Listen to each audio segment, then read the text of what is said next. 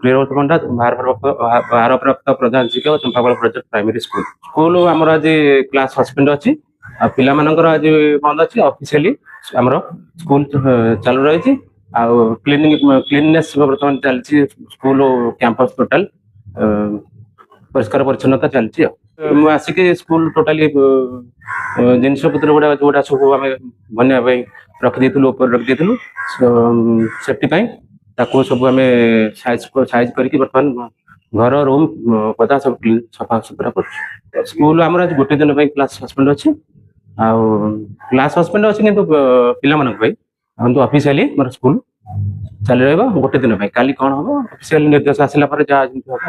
ଅଶୋକ କୁମାର ନାଥ, ପ୍ରଧାନ ଶିକ୍ଷକ, ଚମ୍ପାପାଳ ଫଳପୁର ପ୍ରାଥମିକ ବିଦ୍ୟାଳୟରେ ଅଟେ।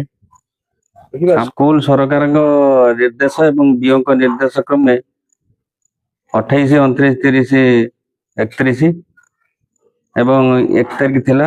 ଆଜି 3 ତାରିଖ ଏଇ ପଞ୍ଚାୟତରେ ଫ୍ଲଡ ଏରିଆ ହୋଇଥିବାରୁ ଆଜି ପିଲାମାନଙ୍କର ମଧ୍ୟ ଛୁଟି, କିନ୍ତୁ ଶିକ୍ଷକ ଆମେ ଆସିବୁ ଅଫିସିଆଲ ଡ୍ୟୁଟି କାର୍ଯ୍ୟ କରିବୁ ଦେଖିବୁ।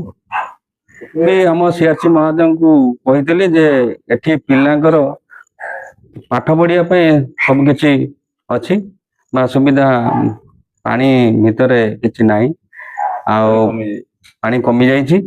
ଯାହା ହଉ ବର୍ତ୍ତମାନ ସରକାରଙ୍କ ନିର୍ଦ୍ଦେଶ କ୍ରମେ ଆମେ ପିଲାଙ୍କର ଛୁଟି, ଶିକ୍ଷକ ମାନେ ଆସିବେ। ଆମର ଜଣେ ସହକାରୀ ଶିକ୍ଷକ ଆମର ଏଠି ଶିଶୁ ସେବିକା ଥିବାରୁ ଆଉ ସେ ବିଓ ଅଫିସ କୁ ଟ୍ରେନିଂ ପାଇଁ ଯାଇଛନ୍ତି।